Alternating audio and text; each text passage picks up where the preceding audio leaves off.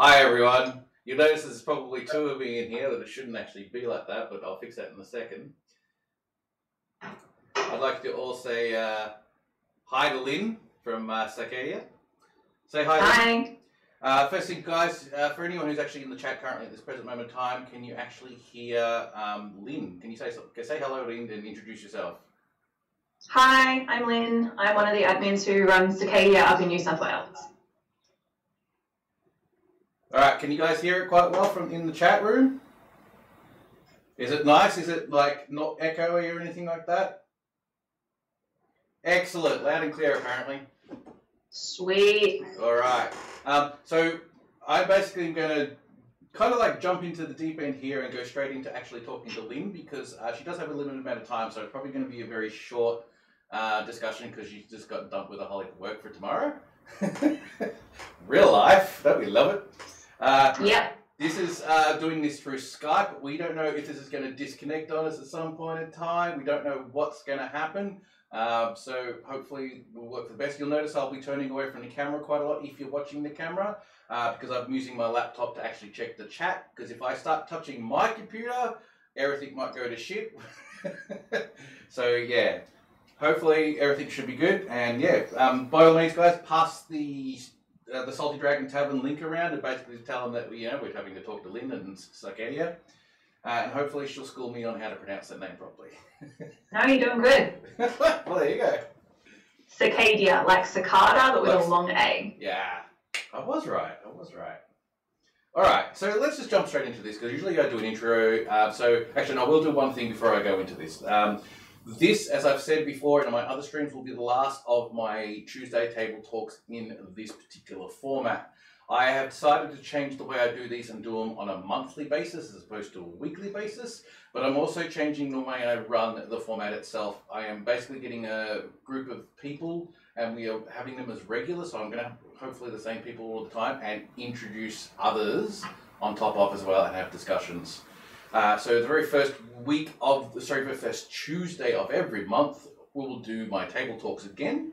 However, as I said, I'll just have a different group of people with me who'll be my regulars who will always be there. And from that, we'll promote it and do all that type of stuff. So in March, which is only a couple of weeks away, I will have them all on board. And week. And we will basically have a good old chat about just LARP in general. And yes, discuss the topics of the month. All right, Lynn, how you doing? I am well for is it Friday yet? No, Tuesday. It feels like it should be Friday. Pretty good. Pretty good for a Tuesday night. How are you? Very good, very good. As you can see, there's been a lot of drama that's blown up in the LARP community of late, which has been very interesting, but that's a completely separate talk to what today is. Today is about a bit of good talk from another LARP across the state, across the Murray River, as we could say. Up north. Up north. All right, so bring your passport. The very chat for the bears and stuff. I don't know. No. Just above, across the river. That's just too far. All right. So the very first question I was going to ask you is the name itself. I want to know where that name came from and how it came about. So Chris Price, he is our sort of lore master, and he was the original creator of our world, our lore, from Scy'Kadia, and he just really liked the name because the big fan of Scythian history. The Scythians were these really awesome nomadic warriors who lived around Siberia. They rode on horseback and they're just kick-ass fighters, and he really dug it. So that's what he sort of drew inspiration for the name from. Ah, very cool. Don't have a big tank.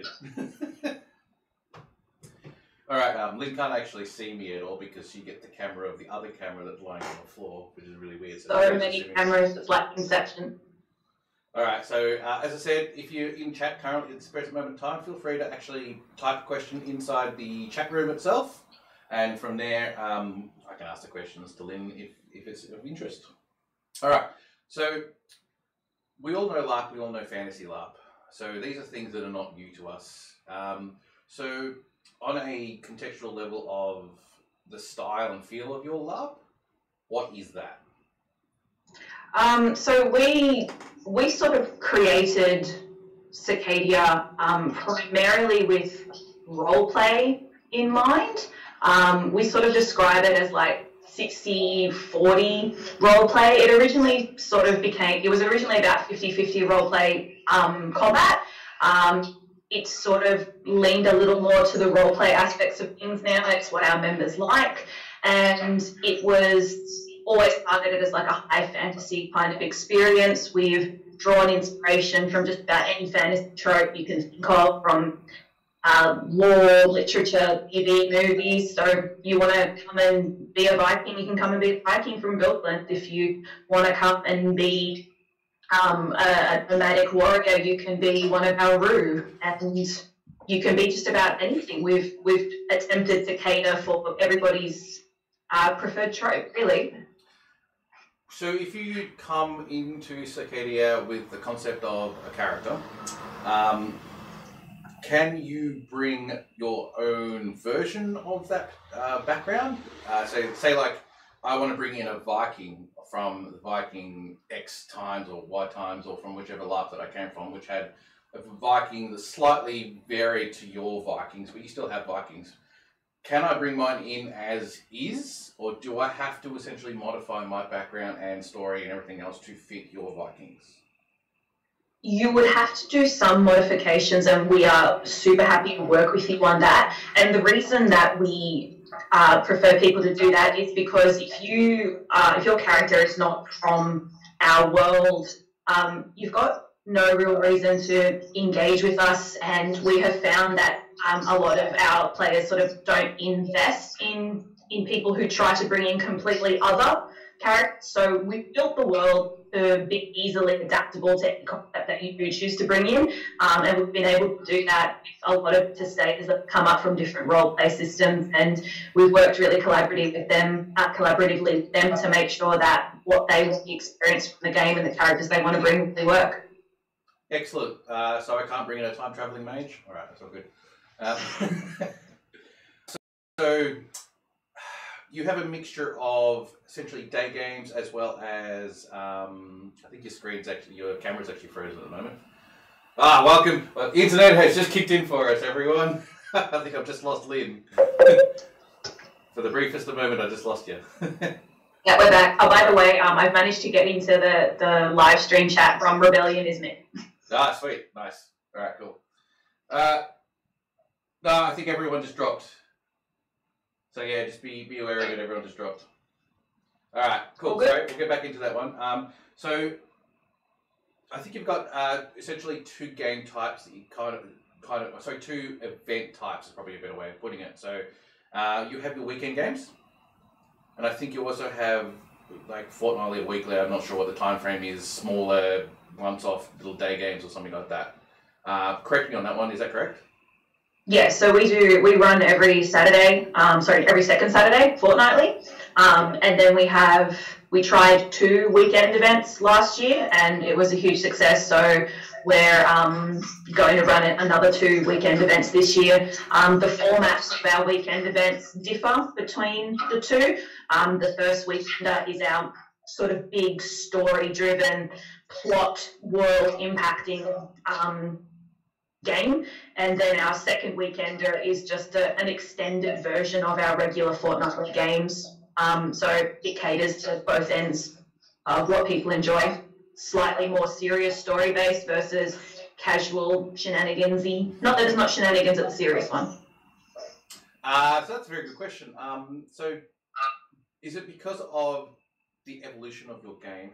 Is it actually quite serious? Like, is there a lot of drama in it, and it's more drama orientated as opposed to a comedy sort of laugh, if that makes sense? We find that our member base do take immersion, the role play, the characterizations quite seriously.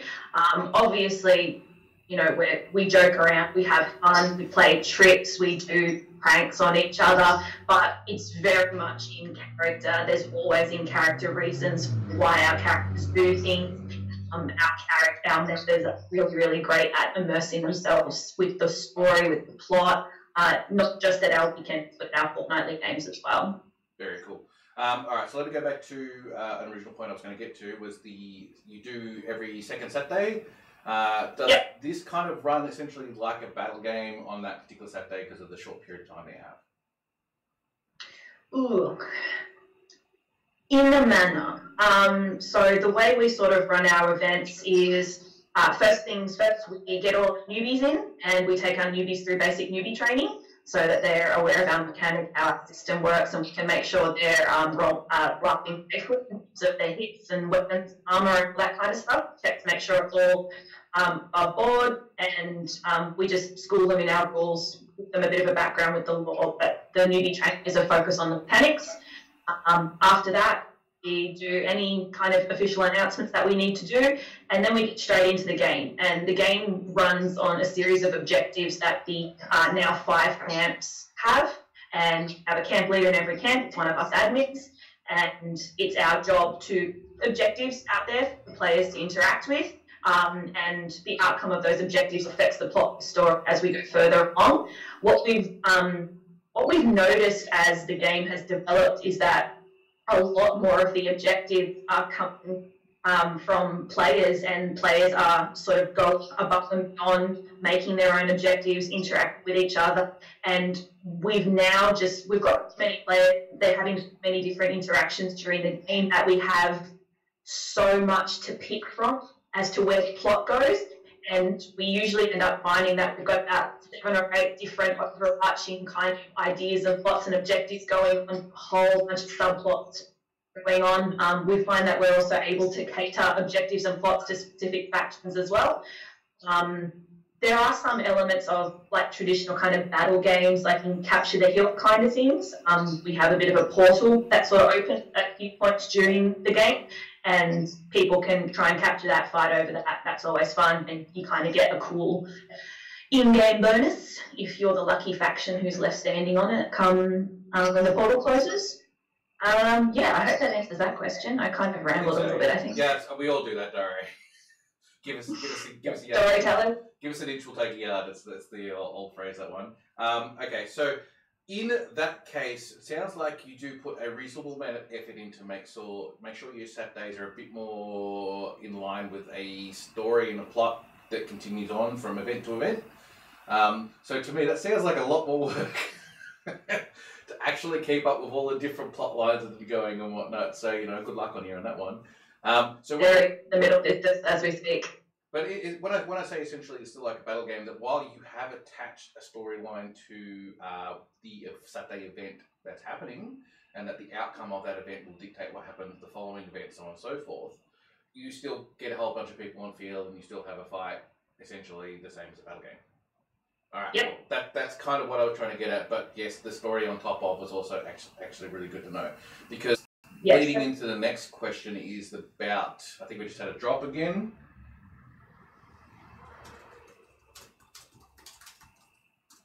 So I think I've just had a last drop again, so welcome to the Australian Internet, everyone.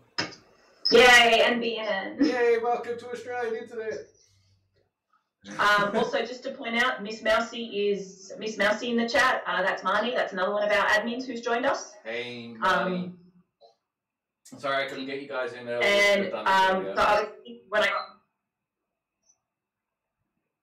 right, so so I was saying when I got cut out that whoa. Yeah. Everything's sort of roboting. It is a little bit, yeah. You're also on a delay too if you're actually watching it through. Yeah, so we don't. Yeah, I'm kind of watching my own face, and yeah, it's just like.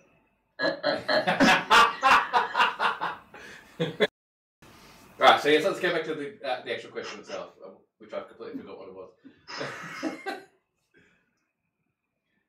Yeah, it happens. All right, so we don't have mass clashes. You guys do. I think we've just lost the sound again, and we're about to get. No, it seems to be alright. Keep going. Yeah. So we don't have like massive clashes, like to the scale that you guys do. We get about 100, 150 players every fortnight.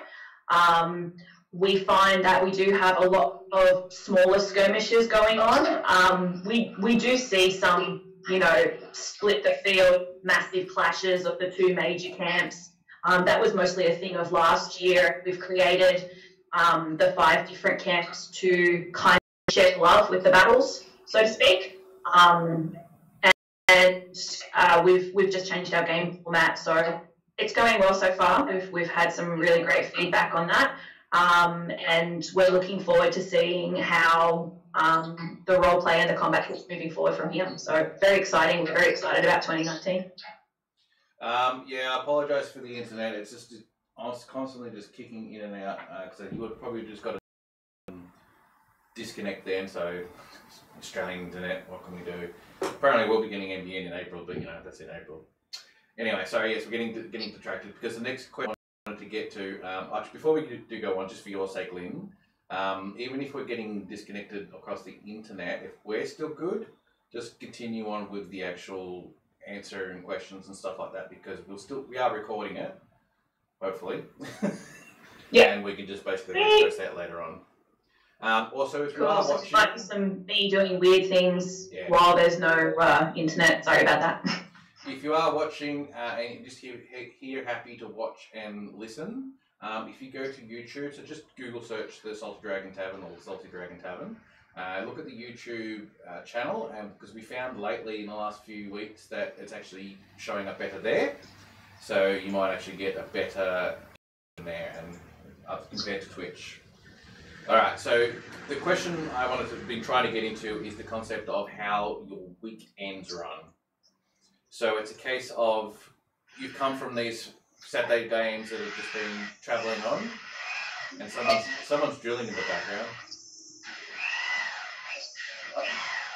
Dropping in and out, I can't really hear you. Yeah, sorry.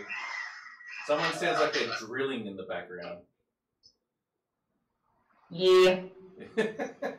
All right. Sorry. The question I want to ask is about how does your how do weekend games go? How does that run? How is the if I were to walk up to a weekend game, sort of how does it sort of run? Our weekender events? Yes. Okay. Again, we usually show up on the Friday and set up and do any kind of sort of briefing, announcements, housekeeping kind of stuff. And then we commence game on the Saturday, and we stay in character mostly into the night as well. And we do structure the event so you've got in-game play during the day. There's a little bit of semi-downtime sort of around dinner time. Very often we've catered most of our weekenders so far. Either one of our wonderful players has or one of our awesome admins has. And we have sort of a bit of a slight break for dinner. Most people just stay in character. Our food is usually planned to be as immersive as we can make it. And then we always have like a nightly event, like we've had talent quests, we've had balls, we've had a little bit of night combat, but we're a bit conscious of that in terms of safety. And then we go to bed, we get up, we do it all again the next day. The final day of the weekenders is usually a Monday, and we usually do a half-day role play, and then we pack down and move out of the site. That's pretty much it, logistically. Okay, so you run it on a public holiday weekend, essentially? You probably didn't hear me then, did you? Do you run it on a... Yeah. Yeah. I think I've got a bit of delay. That's probably what's happening. All right, so when the one coming up in June, I think it is, your next event, what's the weekend for that one? The June long weekend. You're in New South Wales, that might be different to us Victorians. I think it's like the 6th to the 9th. Yeah, cool. Something like that. Yeah, it should be live on YouTube as well, so it streams to both YouTube and Twitch at the same time for those who are trying to pay attention. All right, what else are we going to talk about? Because we know that how LARPs run. We can't specifically state how yours exactly runs because we know a game starts, when people start doing things, and you kind of got to react to them more than actually force them down a particular path. You might have a few systems in place. Actually, that's the good question. what are your systems that are in place to help you create content in the game and make the game move forward? You dropped in and out so bad during that. I got like every third or fourth word. Sorry, my apologies. What systems do you have in place for running your weekend games for the purposes of creating extra plot and things to do? Did I drop out more again? I heard something about creating plot. Yeah, that'll do. How do you keep the people busy? How do we keep people busy? So many things. So there's, as I said, there's 5 of us admins now. And what we each control a camp, and we have a bit of an overarching theme amongst us for the event that we're putting on, the weekend games, the fortnightly games. And each one of us is responsible for generating objectives and mini plot points and little story arcs that tie into that greater overall theme and guide the story. And we just put stuff out there in the world for folks to do. If folks finish everything in half an hour, which has happened, we just make stuff up on the fly. We are storytellers, and we're there to facilitate stories, we're there to facilitate gameplay. And we work really hard to try and encourage people to go out and make their own fun, create their own objectives. Very often we just put stuff out into the world at the beginning of the game, and then everybody takes that, runs with it, makes their own fun, elaborates what we've put in, and we don't really often see people standing around go, I don't know what I'm doing. We've got some basic, what we tell newbies to take along is, if you're not sure what you're doing or where you should be going or what kind of experiences you can have in the game, check in with your camp admin, or check in with any camp admin. But our taverner, which is Chris, has a big board down in the tavern. He's the lawful neutral, and that has a whole bunch of jobs and things on it that he advertises for, and that's usually a good place for newbies to start, or folks to go where they're really not sure what they should be doing. But yeah, checking in with the admins, going, hey, I am out of work, these are my skills, what jobs do you have for me? Usually results in a, cool, can you go steal that thing and unlock it? Can you go kill that guy? I've lost my pine cones. I'm not sure what this box is. Please help. I need a mage to break this. So yeah, we do have some set stuff that we try and get through, but we do make stuff up on the fly as well.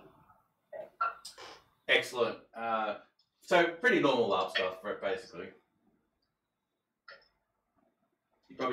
You probably didn't hear me again, did you? Sorry, my internet I think is just like not playing with me well. So it's doing it good now. It's doing okay now. Keep every bit crossed. Yeah. Look, I can see the stream stats that are going through it. It's just going up and down, up and down, up and down. All right, so yeah, sounds like very typical LARP where you just go along, have some fun. There are things to do that you can find. And you can just go talk to particular people and they'll at least have jobs for you to do if you've got nothing else you can do. At the same time, if you're a free spirit who can basically just go start doing things, then you've also got the scope to just go start doing things within the social structure of what most LARPs are all about anyway. Yep. So, I've run out of questions. Yep. So what else can you say about your LARP for the people? What else? I got something LARP to the people. What else can you say on behalf of your people? You probably didn't get half of that either, did you? What else can I say about my LARP to the people? Yes. Sweet. We'd love to see you all. We'd love as many of you to come up and visit. We've had a whole bunch of Melbourneites come up before, and they've had really, really positive things to say, which is really awesome. There's already a fairly large contingent that are looking at coming up for our next weekender, and I think we've even got some folks from way over Perth ways coming to have a visit as well. We have, as admins, worked really hard on building our community and building our game, and we're really happy with how everything's going. Our members are wonderful. There's a real sense of inclusion and family with our community, and it's really nice. And yeah, we'd love to see as many of you guys come up and have a game with us as possible. Excellent. All right. So I think what we're going to do is, because you have a lot of stuff you need to do yourself in relation to work and stuff like that, and the fact that you probably can't even hear half of what I'm saying right now. We're having more dropouts yet again. So yes. So this is a good experiment. Thank you for coming. Death by first start. Yeah. This has been a good experiment. I know some of the problems I've got to deal with, and that's the fact that we live in Australia and have the worst internet known to man. In the Western world, at least, anyway. So yeah, we're having, with all the problems that we're having, I'm probably just going to finish this off. Unless there's something else you can specifically need to get out there, I'll give you a moment to think of anything you've got. Is there anything else you want to say on top of everything else? Nothing that springs to mind. Marnie, if you're still in there, can you think of anything that I might have forgotten or not mentioned? Probably half of them are probably. I don't think so. Yeah, probably. Look, we love our game. We do what we do because we love our game. We do what we do because we love LARP. And our goal is to just make LARP bigger and better. That's why we do what we do. And yeah, we'd love to see as many of you guys come up as possible. And if you ever have any questions about Scy'Kadia or LARP, you are super welcome to hit us up on Facebook, on Instagram. Scy'Kadia will be getting its own YouTube channel very soon, and we'll be generating content off that so you can get more of an insight into our game. But yeah, myself and the rest of the admin team are always happy to chat and answer any questions anyone has about Scy'Kadia or our own LARPing experiences. LARP obviously differs from place to place, but we're happy to talk, and we are more than willing to convert as many folks as possible to LARP because we think it's awesome. Yes, conversion. All right. One of us. All right. Thank you, Lynn, for coming along. Thank you for having a chat. I'm sorry it's been shorter than we expected. And I apologise for all the crappy internet, though I can't really apologise because we live in Australia and we have no say over half of the time. I believe that probably in a few months I'll actually have NBN. I plan on coming down for a visit at some point. Good. Then we probably actually might get you along when you come along over a visit and actually get you to jump into one of our talks or something like that. And actually, do it in person and stuff. That'd be a good way of doing it too. Sounds good. Just have a general laugh. I'll try and drag as many of our things down as possible. Sounds like a good plan to me. All right. If anyone's still actually watching this particular channel, I'm just going to finish off with saying that on the Sunday nights we have our Dungeons and Dragons game. And I always like to promote that because we have a lot of shenanigans, a lot of fun, and it's a lot of impromptu role-playing and very related to sort of how we run the LARP stuff when we get together and run the underworld and all sorts of stuff that we do. And there's a lot of faces that you'll probably know. So like Mick Wackhorn is part of my group there, so a lot of people know him. There's a few others there, and we have a good old time. So if you feel like something you want to have a look at and just join us and listen to our stupidity and have a bit of a laugh, come join us on Sunday nights for playing some Dungeons & Dragons. We also play in Althea, in the LARP world that used to be Swordcraft, so somewhat of a relevance there too. All right, so thank you, Lynn. I'm going to say